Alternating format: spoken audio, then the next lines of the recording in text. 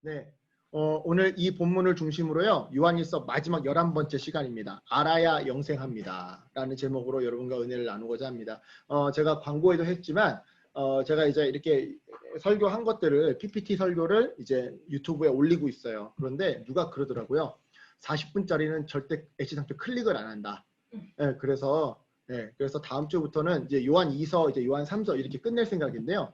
요한 2서부터는 제가 굉장히 욕심을 최대한 내려놓고 20분으로 설교를 좀 이렇게 하려고 이제 정말로 마음을 먹었습니다. 그동안에는 이렇게 얘기를 해도 이것도 가르쳐주고 싶고 이것도 전해야 될 것 같고 막 이 욕심 때문에 못했는데 결국 아무도 듣는 사람이 없다고 한다면 그잖아. 먹는 사람이 없으면 많은 음식을 준비해봤자 그죠? 그래서 이제 내 욕심을 좀 내려놔야 되겠다라고 제가 정말 굳은 좀 마음의 결심을 했습니다. 그래서 여러분 이제 오늘 요한일서 이건 이미 이제 어떤 의미로 이미 틀렸으니까 이미 그동안 틀려왔으니까 어쩔 수 없이 요한일서 마지막까지 하고요. 이제 다음 주부터는 요한2서, 요한3서는 좀 더 시간을 좀 타이트하게 줄여서 20분 안에 또는 뭐 22분 뭐 이렇게 안에 맞추도록 하도록 하겠습니다. 오늘 알아야 영생합니다 라는 제목으로 여러분과 함께 제 은혜를 나누고자 합니다.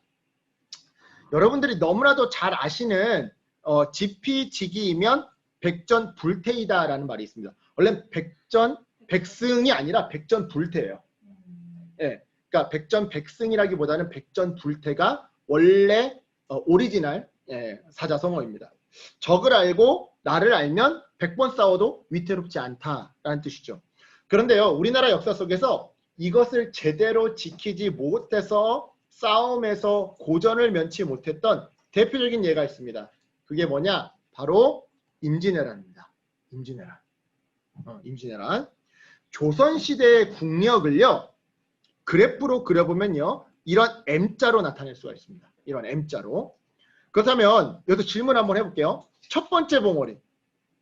이 첫 번째 봉오리는 어느 왕 때였을까요? 어느 왕 때 이 첫 번째 전성기였을까요? 조선시대. 그렇죠. 세종대왕이에요. 네, 너무나도 쉽죠? 세종대왕 일때입니다. 네. 그렇다면 여러분 지금 보시는 첫 번째 봉오리와 두 번째 봉오리 사이에 있는 이 최고의 쇠락기, 가장 낮은 지점, 이 최고의 쇠락기, 이게 수학으로는 극소점이라고 하는데 죄송합니다. 갑자기 너무 반가워가지고 함수를 보니까 반가워서 극소점이라고 하는데 이 최고의 쇠락기는 어떤 왕이었을까요? 어느 왕 때였을까요? 이 최고의 쇠락기는 아닙니다. 연산군이 의외로 정치를 잘했습니다. 아닙니다. 광해군도 아닙니다. 선조. 정답은 선조입니다. 왜냐? 선조 때 임진왜란이 일어났거든요. 그런데요, 정말 재밌는 사실을 지금부터 알려드릴게요. 처음 태조 이성계로부터 세종대왕을 거쳐서 그의 손자 성종에 이르기까지 조선왕조 처음 100년 동안 조선이 일본에 사신을 보낸 횟수는요, 총 60회였습니다. 60회. 즉 말이 좋아 사신이지 사실은 야, 틈만 나면 경상도 전라도로 침략하는 저 오랑캐들 쟤네들 지금 뭐 하고 있는지 우리도 좀 가서 염탐하고 와 라고 해서 보낸 게 처음 100년 동안 60번이었다 이 말이죠. 여러분 이거 계산해 보면요, 2년에 한두 번꼴로 매번 국가 공인 염탐꾼, 그렇죠? 국가가 공인한 염탐꾼을 사신이랍시고 일본에 파송했던 거예요. 그러니 이 시기에 일본에 대한 이 조선의 정보력은요, 어마무시할 수밖에 없었다고 합니다. 하지만 문제는요, 성종 이후부터 일어나요. 연산군부터 선조까지 이어지는 그 다음 100년 동안 조선이 일본에 사신을 보낸 횟수는요, 5회가 전부였습니다. 5번이 전부였어요. 처음 100년 동안 60번, 그리고 나중 100년 동안 딱 5번. 산술적으로 20년에 한 번꼴로 보냈던 것이죠. 다시 한번 말씀드립니다. 한번 비교해 보세요. 처음 100년 동안에는 2년에 한두 번꼴로 보냈던 사신을 그 다음 100년 동안에는 20년에 한 번꼴로밖에 보내지 않았어요. 그러니 일본에 대한 정보가 전무후무한 것은 물론이고요. 당연히 조선을 침략하기 위해서 도요토미 히데요시가 대규모의 군대를 집결시키고 또한 조총이라고 하는 신무기를 보급하는데도 전혀 알지 못하고 전혀 대비도 못했던 것이죠. 모르니까. 국가공인 염탁군을 보냈어야 되는데 안 보내서 모르니까. 조총이 있는 것조차 몰랐던 거예요. 그래서 조선은요. 임진왜란이라고 하는 그 난리를 겪었던 겁니다. 즉 적을 알지 못했기에 처참히 짓밟혔던 것이다 이 말이죠. 그렇습니다. 여러분 이처럼 아는 것은요. 정말 중요해요. 왜냐? 알아야 생존이 가능하거든요. 이런 맥락에서 베드로전서 5장 8절은 이렇게 증언하는데요. 근신하라 깨어라 너희 대적 마귀가 우는 사자같이 두루다니며 삼킬 자를 찾나니. 그렇습니다. 사탄은요. 우는 사자와 같이 두루다니며 우리를 넘보고 있어요. 따라서 우리에게 필요한 것은 어떤 의미에서 사탄에 대해 바로 아는, 바르게 아는 지식이겠죠. 그런데 문제가 있어요. 뭐냐? 문제가 뭐냐? 사탄에 대한 정보가 우리에게 너무나도 부족하더라는 거예요. 실제로 성경을 보세요, 여러분. 성경에는요. 사탄에 대한 정보가 별로 없습니다. 뭐 사탄은 루시퍼다 뭐 이런 말들이 있는데 사실 여러분 이거는요. 성경에 안 나와 있어요.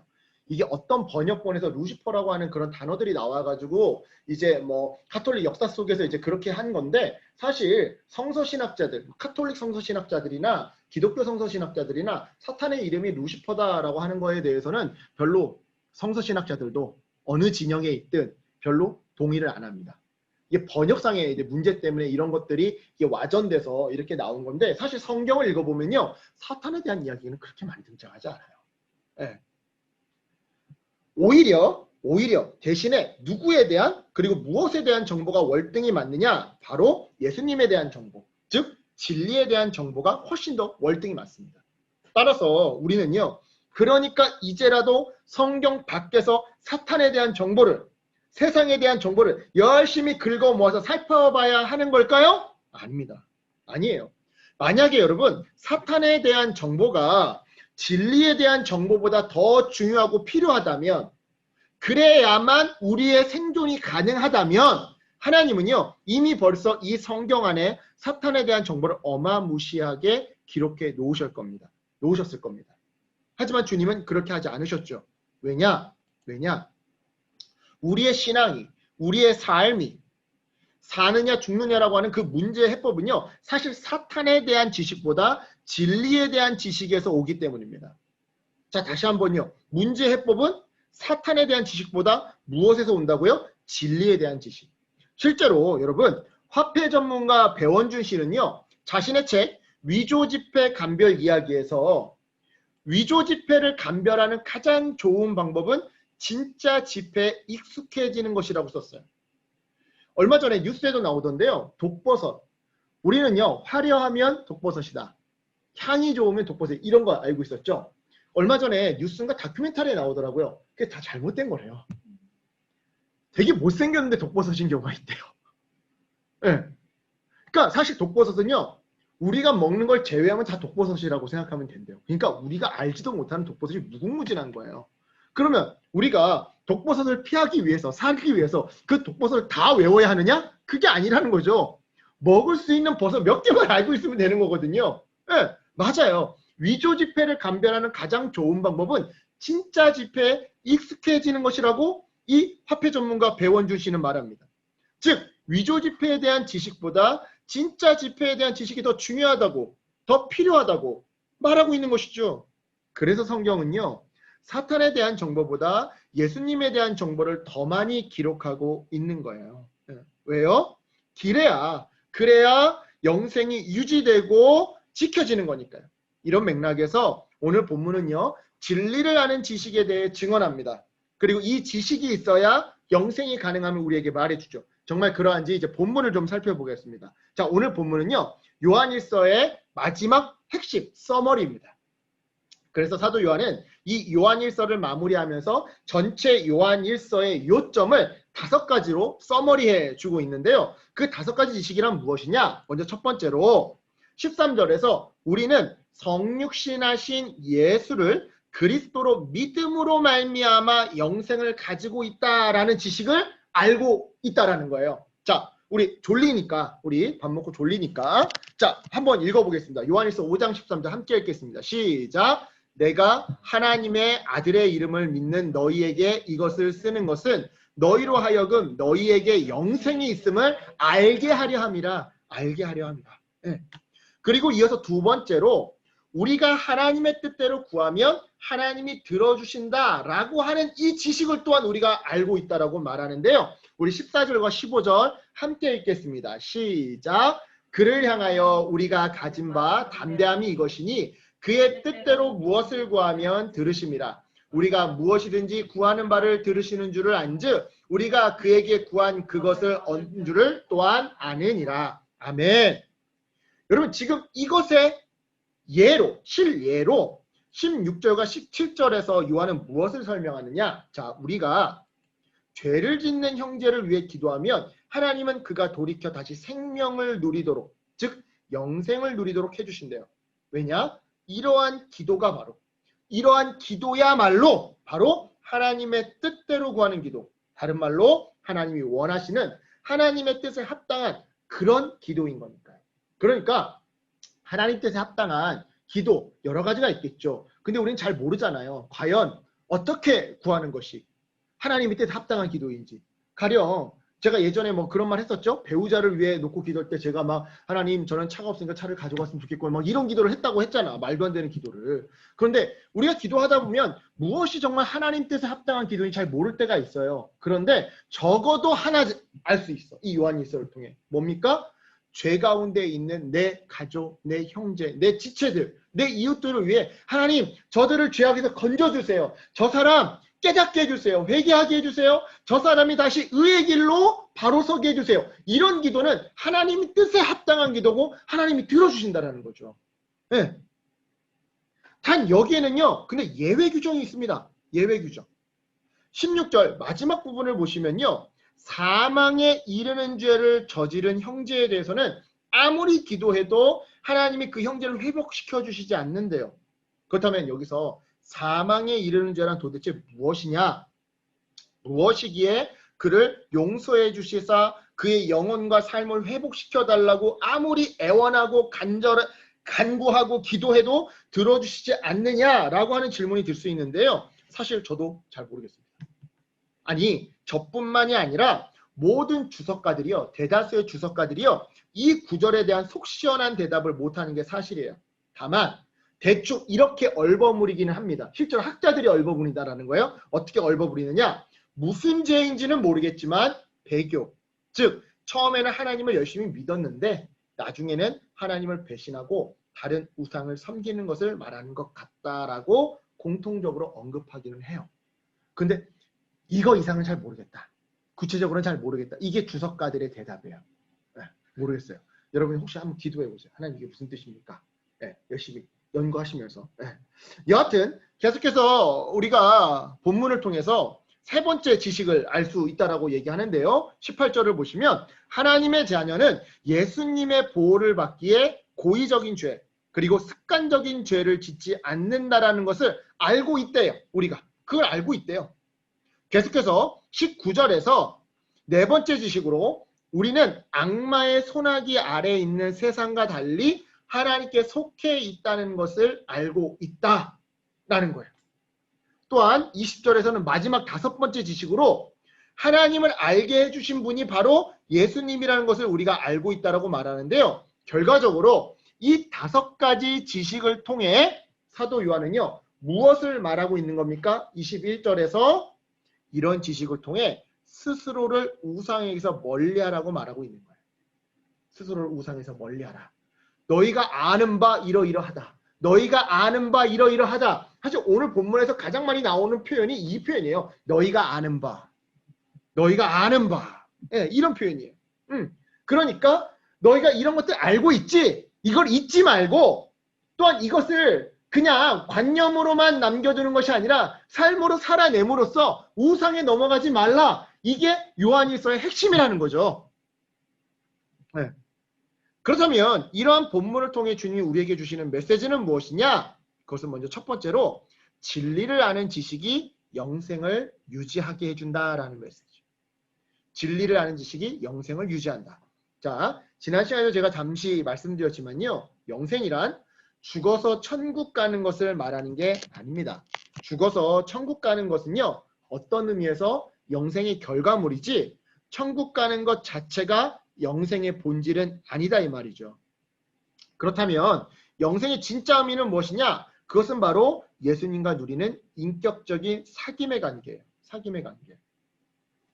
그래서 사도 요한은요, 이 영생을 보다 이해하기 쉽게 요한복음에서, 오늘 이 요한 1서 말고 요한복음에서 그림 언어로, 그러니까 비유법으로 설명하는데요. 그것이 바로 신랑 되신 예수님 그리고 그의 신부된 성도입니다. 즉 마치 부부가 일상을 공유하면서 서로에 대해서 더 깊게 알아가고 더 깊게 관계를 맺어가듯이 예수님과 우리가 그렇게 매일매일을 공유하면서 예수님에 대해 더 깊게 알아가고 더 깊게 관계 맺는 것이 바로 영생이다 라고 설명하다는 것이죠. 우리 아까 찬양했죠. 이것이 영원한 삶. 이것이 영원한 삶. 뭐가 영원한 삶이에요? 내가 주 안에, 주가 내 안에 늘 거하는 삶. 그게 영생이라는 거예요. 죽어서 천국 가는 것이 아니라. 네. 따라서 여러분, 영생을 유지한다라는 것은요. 다른 말로 내가 예수님과 부부관계를 잘 유지해가는 일이라고 이해하면 좋습니다. 다시 한번.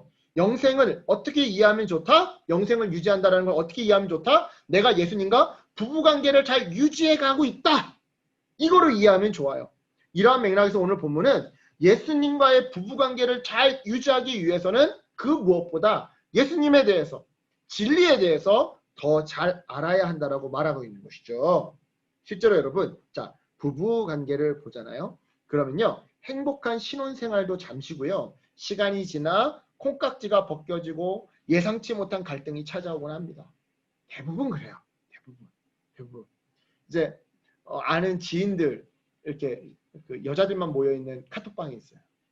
그 카톡방의 이야기를 들으면 시월드와의 이 전쟁으로 힘들고 이 무관심한 결혼 전에는 그렇게 해와 달과 별도 따다주던 그 오빠가 어제 오빠가 결혼하고 났더니 그 오빠가 아닌 것 같아. 그렇게 세상 무관심할 수밖에 없고 결혼기념일 까먹기는 일쓰고 옛날에 그 오빠가 이제 더 이상 그 오빠가 아닌 것 같아. 막 그런 일들이 엄청 많습니다. 예.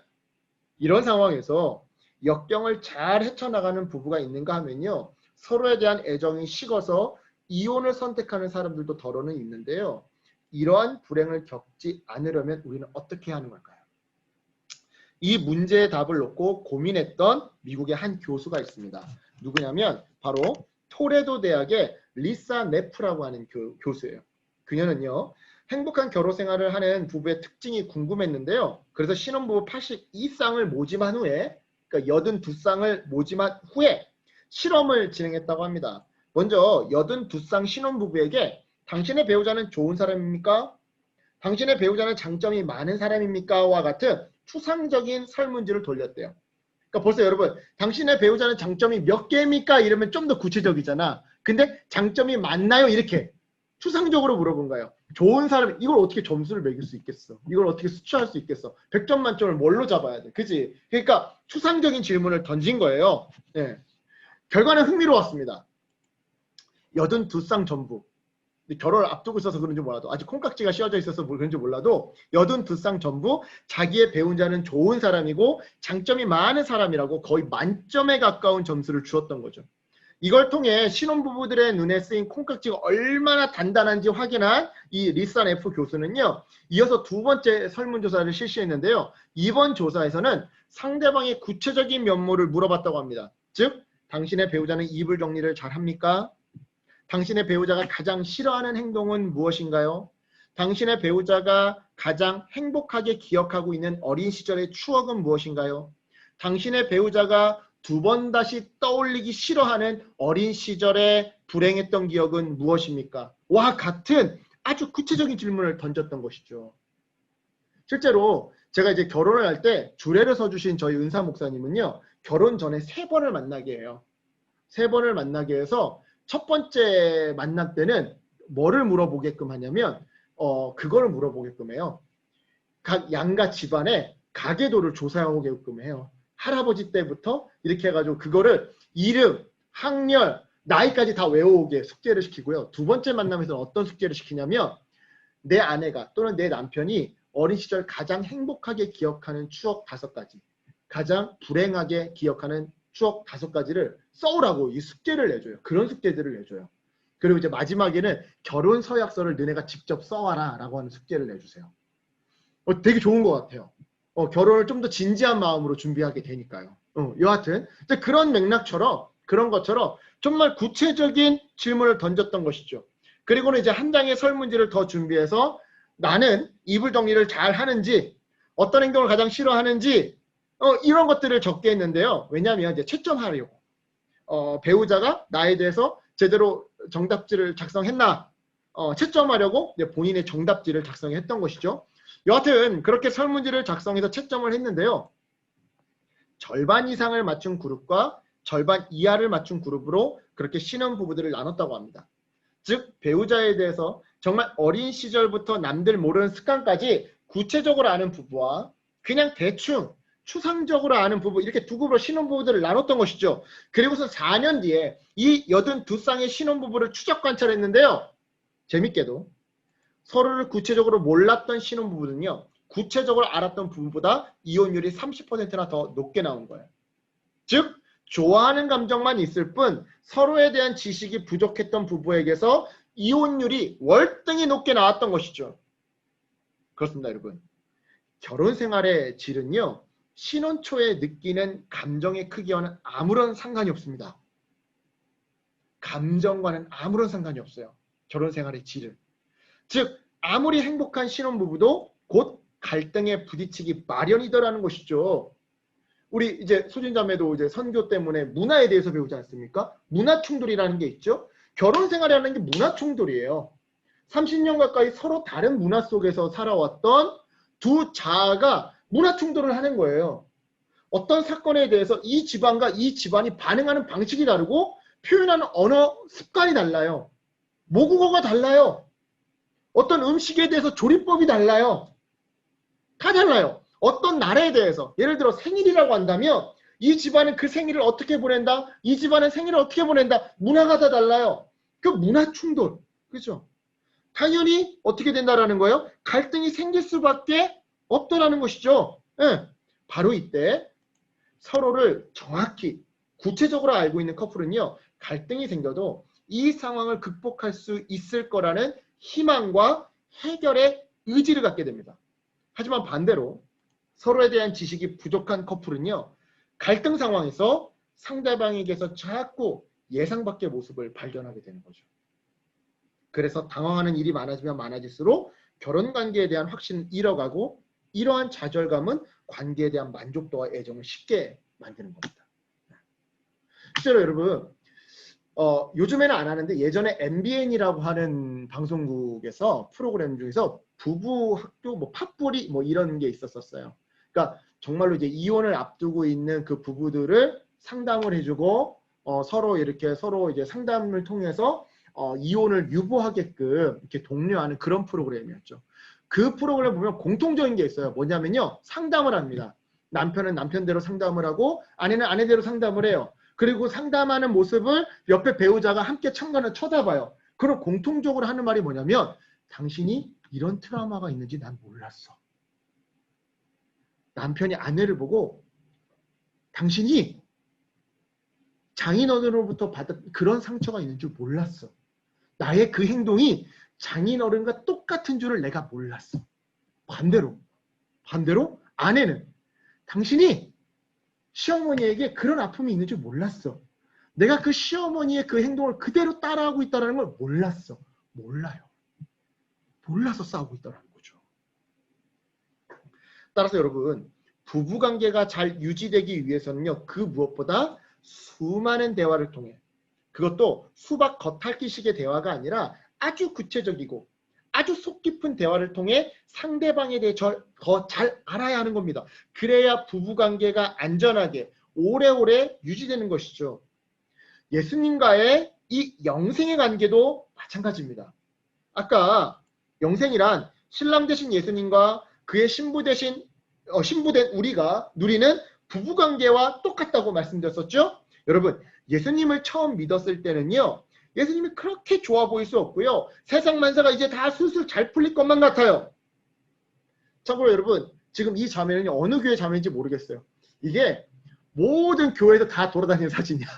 정말 이 자매가 초상권이 있었으면 이 자매 진짜 떼돈 벌었을 거야.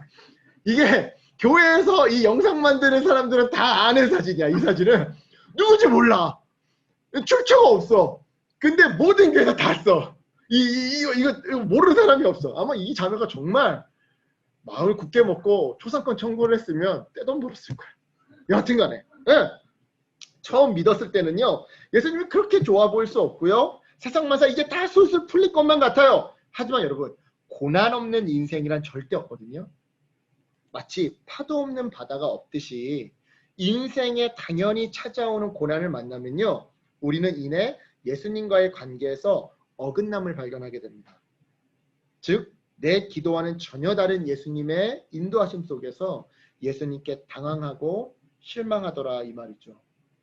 제가 가끔씩 우리 재민이는 들었던 것 같기도 한데, 제가 초등학교 6학년 때 밤마다 교회에 가서 가장 많이 했던 게 십자가에 대고 삿대질을 하면서 당신이 그러고도 하나님이라 했었어요. 아니, 우리 엄마 이렇게 열심히 헌신하는데, 이렇게 기도하는데 왜 우리 어머니 그리고 우리의 가정은 이렇게 가난하고 슬픔밖에 없을까? 당황해요. 내가 알던 예수님이 맞나? 내가 그렇게 간절히 소원하고 소망하고 기도했던 그 하나님이 맞나? 당황하고 실망하더라, 이 말이죠.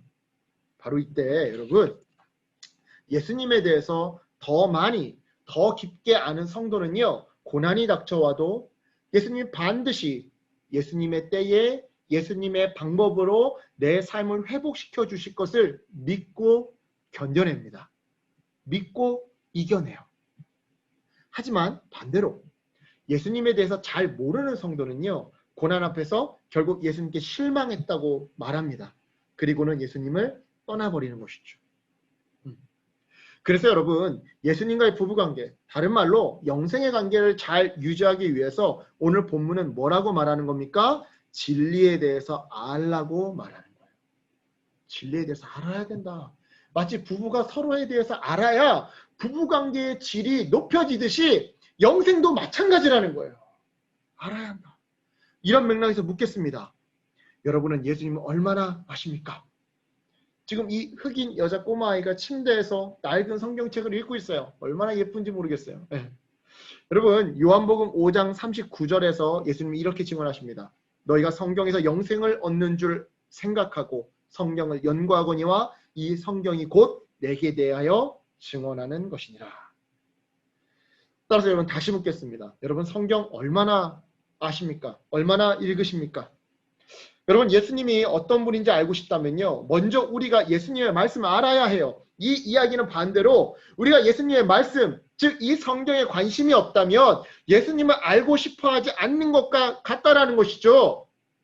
내 아내가 저에게 편지를 써줬어요. 근데 내가 말로는 나는 여보에 대해서 알고 싶어 라고 말은 하면서 아내가 나한테 써준 편지는 읽지도 않아요. 이 말은 진심이 아닌 거잖아. 마찬가지예요. 따라서 여러분, 시간을 내서 성경을 읽으셔야 합니다. 그래야 예수님을 알 수 있어요. 그리고 예수님을 알아야 우리가 소유한 이 영생을 유지할 수 있습니다. 계속해서 오늘 본문을 통해 주님이 주시는 두 번째 메시지가 있습니다. 그것은 바로 진리를 아는 지식이 영생을 지켜준다라는 메시지. 오늘 본문 전체에서 사도 요한은요, 성도가 가져야 하는 지식을 5가지로 요약 정리를 해줌으로써 우상에게 물들지 않도록, 즉 거짓 가르침에 물들지 않도록 경계하고 있는데요. 왜냐? 참된 지식은 신앙의 자양분이면서 동시에 신앙이 타고 자라는 지지대와 같기 때문입니다. 그렇다면 반대로 말해서 올바른 지식이 없다면 그 사람의 신앙은 나아가서 그 사람의 믿음 생활은 뭐와 같다라는 거예요? 금방 말라 죽을, 날아가 버릴, 흩어져 버릴 쭉정이와 같다라는 것이죠. 그래서 여러분, 이런 의미에서 제가 영화 하나를 소개해드리고자 합니다. 결과까지는 말씀 안 드릴 테니까, 그러니까 여러분 관심 있으시면 나중에 한번 보세요. 굉장히 좋은 영화입니다. 바로 맷 데이먼이 주연하고 이 실화를 배경으로 한 그린존이라고 하는 영화예요. 이 영화는요, 2003년에 벌어진 미국의 이라크 침공, 즉 이라크 전쟁을 배경으로 하는데요. 영화에서 미 육군 역할을 맡은 맷 데이먼은요, 대량 살상 무기를 찾기 위해 이라크의 바그다드로 급파되어서 팀을 이끌고 수색에 나섭니다. 그리고는 이라크 정권의 핵심부에서 흘러나온 것으로 추정되는 최고급 정보의 기초에서 대량 살상 무기가 있을 것으로 의심되는 곳을 급습하죠. 하지만 그때마다 번번이 허탕을 치고 빈손으로 돌아오게 되는 거예요. 그러자 상황이 점점 이상하다고 느낀 이 주인공은요, 이라크에 대량 살상 무기가 있다라고 하는 그 뉴스 기사를 처음 쓴, 그래서 이라크 전쟁의 그 구실을, 명분을 만들어준 월스트리트 내가 영어를 못한다. 월스트리트 저널의 이 로렌 데인 기자를 찾아가는데요.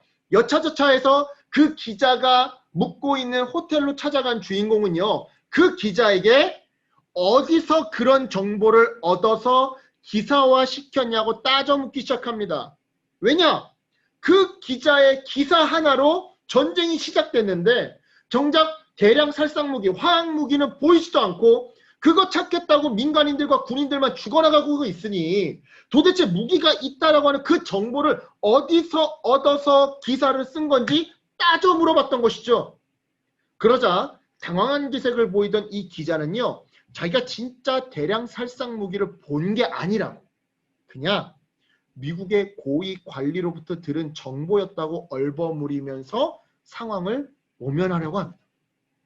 그럼에도 이 주인공이 맷 데이먼이 물러서지 않고 계속해서 팩트를 한 번에도 체크해 본 적이 있냐며, 사실 확인을 한 적이 있냐며, 네가 그 현장에 가본 적이 있냐며, 그 제보자의 얼굴을 직접 본 적이 있냐며 다그치자 이 기자는요, 그냥 이렇게 대답만 합니다. 미국 고위 당국자가 준 정보예요. 고위 관리였다고요. 더 이상 뭐가 필요합니까? 이 말만 반복하는 거예요. 그렇습니다, 여러분. 애시당초 이라크에는 대량 살상 무기가, 화학 무기가 없었습니다. 그것은 그저 후세인을 몰아내고 더 싼 석유를 얻기 위해, 다른 말로 전쟁을 하기 위해 미국 정부가 허위로 만들어낸 가짜 정보, 가짜 뉴스에 불과했던 것이죠. 하지만 이 가짜 뉴스에 노란한 언론은요, 전쟁에 불을 지폈고요, 애꿎은 젊은 군인들과 민간인들은요, 서로를 죽이기 시작했습니다. 심지어 당시 우리나라 군인들도 평화유지군이라는 이름으로 이라크에 파병되었더랬죠. 제가 기억합니다. 왜냐하면 제가 군대에 있을 때였고, 저 또한 등록금을 벌기 위해서 이라크 파병에 지원을 했었기 때문에, 물론 나중에 최종 선발에 떨어졌지만, 네, 제가 정확하게 기억하고 있습니다. 네. 여러분, 이처럼 가짜에 대한 지식은요, 심한 경우 우리의 생명을 앗아갑니다. 서로를 죽이게 만들고요, 삶의 터전을 철저히 망가뜨리죠. 아마 사기를 당해보신 분들은 이 말에 공감하실 겁니다. 거짓 정보가 우리의 삶을 어떻게 짓밟는지 말이죠. 바로 이러한 이유 때문에 본문은요, 우리를 향해 진짜를 아는 지식, 즉 진리를 아는 지식이 중요하다고, 그래야 우리의 삶의 터전이 유지되고 우리의 영생이 가능하다고 그토록 강조하고 있는 거예요. 이런 맥락에서 묻겠습니다. 여러분은 진리에 대해서 얼마나 알고 계십니까? 진리 대신 예수님에 대해서, 그리고 그 예수님을 증언하고 있는 이 성경에 대해서 얼마나 알고 계십니까? 여러분, 다시 말씀드리지만 성경을 읽고 공부하셔야 합니다. 우리가 마음에 하나님의 말씀을 날마다 새기잖아요. 그러면 어떤 일이 벌어지느냐? 진리 대신 하나님의 관점으로 유혹과 역경을 맞설 수 있는 준비를 갖추게 돼요. 즉 다른 말로 영생의 삶을 지켜내게 되더라는 것이죠. 따라서 여러분, 거듭거듭 말씀드립니다. 말씀을 통해, 아이고, 이거 내 얼굴이 가리면 안 돼. 잉글리시. 여러분, 말씀을 통해 진리에 대해서 알아가셔야 해요. 그래야 우리의 영생, 바로 그 영원한 생명력이 죽지 않고 지켜집니다. 자, 말씀을 이제 정리하도록 하겠습니다. 오늘 본문을 통해 우리 주님은요, 진리를 아는 지식이 첫째, 영생을 유지하고 둘째, 영생을 지켜준다라고 말씀하세요. 한마디로 알아야 영생할 수 있다라고 말씀하고 계시는 것이죠. 물론 안다고 해서 영생이 다 해결되는 것은 아닙니다. 그런데 일단 알아야 한다라는 거예요. 일단 알아야 한다. 이런 되게 재밌는 설문조사, 통계 자료가 얼마 전에 나왔어요. 새등록 성도들이 교회를 다니면서 가장 알고 싶은 거, 교회에서 배우고 싶은 게 뭐냐를 설문조사를 했다고 합니다. 교회에서. 대형 교회들이. 1위가 뭐였는지 아십니까? 교회에서 가장 알고 싶은 거, 배우고 싶은 거, 교회가 가장 해줬으면 좋겠는 거. 1위가 뭔지 아십니까? 교리 공부래요. 교리교육. 교리교육. 그러니까 소요리 문답 같은 거. 기초 소요리 문답 이런 거 같은 거를 해줬으면 좋겠다라는 거죠. 그걸 듣고 저도 굉장히 좀 이렇게 도전받았어요. 사실 우리나라 장로교가 좀 교리교육에 탁월합니다. 그에 반해서 침례교는 약간 교리교육에는 약해요. 오히려 침례교는 장로교보다는 약간 기도 뭐 이런 거에 좀 더 강점이 있고 강해설교 이런 거에 강점이 있고 교리교육에는 좀 약한 점이 있는데 저도 굉장히 좀 많이 반성을 하고 좀 많이 뭔가를 좀 결심하는 그런 계기가 됐었어요. 여러분 안다고 해서 영생이 다 해결되는 건 아닙니다. 하지만 일단 알아야 돼요. 시작은 아는 것부터 시작하는 거예요. 사랑하는 여러분, 제가 설교 강단에서 여러분에게 자주 드리는 문제가 하나 있습니다. 그게 뭘까요? 바로 순진과 순수의 차이가 뭐냐라는 질문입니다. 여러분, 순진과 순수의 차이가 뭘까요? 제가 아주 자주 질문했었고 아주 자주 답을 드렸었어요. 재민이 기억나? 순진과 순수의 차이? 안 나요? 소인자매는 아는 것 같아요. 지금 눈치가. 네, 아는 것 같고. 혜림자매 기억나요? 여러분, 순진은요. 몰라서 깨끗한 걸 말하는 거고요. 순수는요. 알아서 깨끗한 걸 말하는 거예요. 우리가 순진무구하다라는 게 어떤 의미에서 백치미가 있다 뭐 이런 뜻으로 쓰일 때가 있죠. 순수하다는 건 뭐예요? 그 사람 참 순수해. 그 사람이 약간 뭔가 머리에 지식이 없다 이런 뜻은 아닌 거잖아요. 순수하다라는 말이. 그러니까 다시 얘기하지만 순진은요. 비어있어서 몰라서 너무 해맑은 거고요. 순수는 뭡니까? 알아서 깨끗한 것을 말해요. 이런 맥락에서 여러분 우리 예수님은요. 마태복음 10장 16절에서 뱀같이 지혜롭고 비둘기같이 순결하라고 말씀하셨습니다. 즉 몰라서 순결하지 말고 알기에 알고 있기 때문에 그 덕분에 더욱 순결하라고 말씀하시더라는 것이죠. 그렇습니다. 여러분 세상을 알아야 합니다. 어둠에 대해서 알아야 돼요. 하지만 그 전에 먼저 알아야 할 것이 있는데요. 바로 예수님이고요. 진리예요. 그래야 우리는 순결한 예수님의 신부로 영생을 누리며 살 수 있습니다. 사랑하는 여러분. 혹시 예수를 믿는다고 하는 내 삶 가운데 생명력은커녕 죽음의 위협밖에 없다면 우울함밖에 없다면 그래서 다시 한번 죽지 않고 살아서 여호와의 영광을 드러내는 그 영생의 증인이 되고 싶다면 여러분 성경 말씀을 통해 예수님을 알아가시고요. 진리를 알아가시기를 바랍니다. 그러면 됩니다. 그러면 내 안에 쌓여진 말씀이 나의 안에 쌓여져 가는 말씀이 어느 날 시들어가는 나의 생명력을 살리고요. 삶을 다시 회복시켜 갈 겁니다. 왜냐? 하나님의 말씀은 살아있고 활력이 있어 우리에게 영생을 선물하기 때문입니다. 이 믿음으로 여러분 날로 죽음을 향해 걸어가는 인생길 가운데 영원한 생명력으로 죽지 않고 영원을 살아가시는 저와 여러분 되시길 주님의 이름으로 간절히 축원합니다. 여러분 요한 1서는 사랑을 강조합니다. 또한 지식을 강조합니다. 그리고 지식과 사랑을 통한 영생을 강조합니다. 먼저 알아야 돼요. 그리고 아는 것으로 끝내는 것이 아니라 그 알을 내 손과 발로 실천하는 거예요. 그게 사랑이에요. 알고 사랑할 때 그것이 바로 영생입니다. 죽어서 천국 가는 것만이 영생이 아닙니다. 말하기는 우리가 요한 1서 11번에 걸쳐 함께 살펴봤습니다. 때론 여러분 지루했을 수도 있어요. 네, 실제로 여러분 지난 수요일 날 우리 박재관 선교사님, 방글라데시 박재관 선교사님께서 수요 예배 설교를 이렇게 해주셨어요. 그 예화로 들어주셨는데 어떤 한 예화를 들어주셨는데 사실은 박재관 선교사님이 이런 말씀을 하셨어요. 이미 목회자들이 많이 알고 있는 예화입니다. 하지만 제가 해보겠습니다.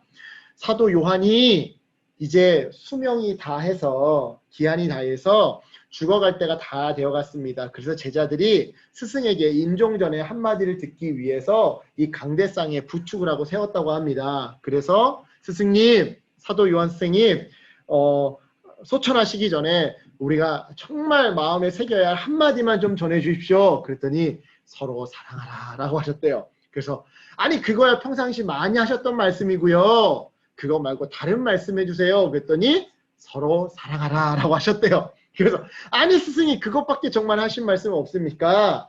아, 정말 마지막으로 한마디만 전해주세요. 그랬더니 마지막으로 그래도 서로 사랑하라 라고 하셨대요.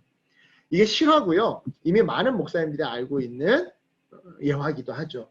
실제로 이 얘기를 왜 드리냐면 요한일서는 어떤 의미에서 굉장히 좀 지루합니다. 굉장히 좀 어렵기도 하고 똑같은 말을 계속 반복해요. 사랑하라 사랑하라 사랑하라. 알아야 한다 알아야 한다 알아야 한다. 영생이 있다 영생이 있다 영생이 있다. 어렵습니다. 그런데 저는 이렇게 생각해요. 우리가 인생 가운데 어려움을 이렇게 당하는 것은 새로운 것을 모르기 때문에 시대가 자꾸 변하는데 새로운 것을 우리가 그만큼 빨리 못 쫓아가서 어려움을 당하는 것도 있지만 동시에 이미 어렸을 때부터 배웠던 것을 여전히 못하고 있어서 그러는 경우도 있습니다. 네. 여러분 거짓말하지 말아라. 정직하게 살아라. 콩 한 쪽이라도 나눠 먹어라. 이거 교회 안 다녀도 유치원 때부터 배웁니다. 네. 그런데도 이게 안 돼서 우리는 힘들어하죠. 어떻게 보면 요한일서는 그런 것들을 우리에게 가르쳐 주는 건지도 모르겠습니다. 이미 다 알고 있는 거. 그래서 반복해서 듣다 보니 지루하고 더 이상 듣기 싫은 거. 그런데 여전히 돌이켜보면 안 되는 거. 그것부터 하는 겁니다. 성경을 읽고 말씀대로 사랑하고 그것이 영생입니다. 바라기는 우리 사랑하는 청년들이 영생을 누리길 소망합니다. 코로나 바이러스로 어려운 시절을 보내고 있습니다. 미래가 불투명하죠. 그런데 그 가운데 정말 예수님과 동행하는 삶, 예수님을 체험하는 삶 살기를 소망합니다. 어떤 특별한 비법이 있는 것이 아니라 아침마다 말씀을 깊게 묵상하고 그날 얻은 교훈을 가지고 삶으로 살아내고 녹여내는 것. 그 가운데 주님께서 잘했다 내 아들아, 잘했다 내 딸아, 내가 너와 함께 동행하고 있다 라고 말씀해 주시리라 저는 믿습니다. 이 은혜가 우리 청년들에게, 저와 여러분에게 동일하게 있기를 주님의 이름으로 간절히 축원합니다. 아멘. 기도하겠습니다.